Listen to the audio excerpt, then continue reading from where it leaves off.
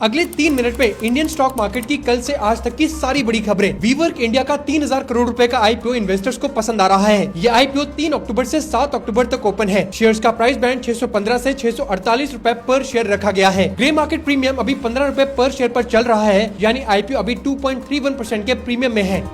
Adani cement की company ACC पर 23 करोड़ रुपए का इनकम टैक्स फाइन आया है। इसमें 14.22 करोड़ रुपीस 2015-16 के लिए है और 8.85 करोड़ रुपीस 2018 से 19 के लिए है। डिपार्टमेंट का कहना है कि कंपनी ने एक साल गलत इनकम डिटेल्स दी और दूसरे साल इनकम कम दिखाई। एसीसी ने बोला है कि ये पेनल्टीज उनके बिजनेस पर कोई इफेक्ट नहीं डालेंगी और वो इन्हें कोर्ट में चैलेंज करेंगे। ये सारे केसेस उस टाइम के हैं जब एसीसी अडानी ग्रुप का हिस्सा नहीं था।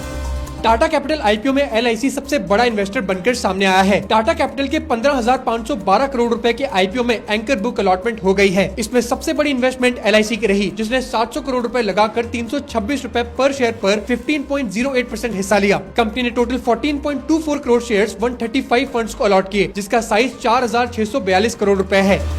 वारी एनर्जीज के 8,175 करोड़ रुपए के एक्सपेंशन प्लान से इनके शेयर्स 3% बढ़े। इसमें सबसे बड़ी इन्वेस्टमेंट 8,000 करोड़ रुपए की होगी, जिससे बैटरी स्टोरेज प्लांट की कैपेसिटी 3.5 गीगावाट आवर से बढ़कर 20 गीगावाट आवर की जाएगी। इलेक्ट्रोलाइजर प्लांट की कैपेसिटी 300 मेगावाट से बढ़ाकर 1,000 मेगावाट करने के लिए 125 करोड़ रुपए इन्वेस्ट होंगे। साथ ही इन्वर्टर प्लांट की कैपेसिटी 3 गीगावाट से 4 गीगावाट बढ़ाने के लिए 50 करोड़ रुपीस खर्च होंगे।